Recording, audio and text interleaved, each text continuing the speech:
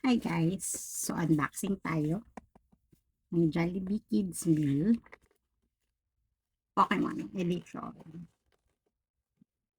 So wala na tong food, kinain ko na. Ano na lang, toy na lang. So ito na siya. Yay! Pokemon.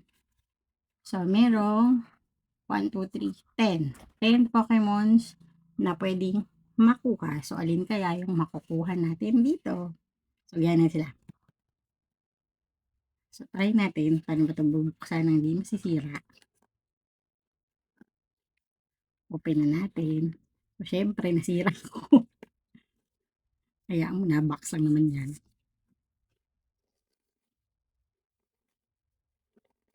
Nasira ko yung box. Tada! Yay! Eto na siya. Sino kaya makukuha ko? Hmm.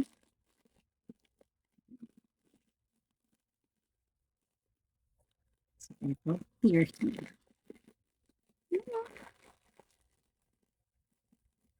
Okay. So, this is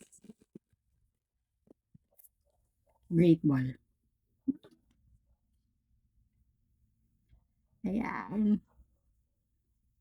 So, paano ito open? Pinupush. Hindi. Paano ito buksan?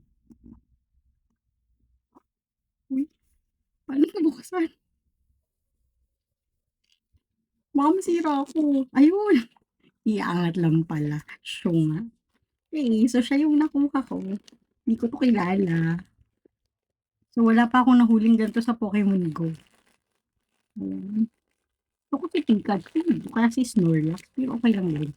So, yung nakuha ko guys, tanggalin na natin sa plastic. So, eto siya. Hindi ko 'to kilala, hindi pa ako nakahuli nito sa Pokemon Go.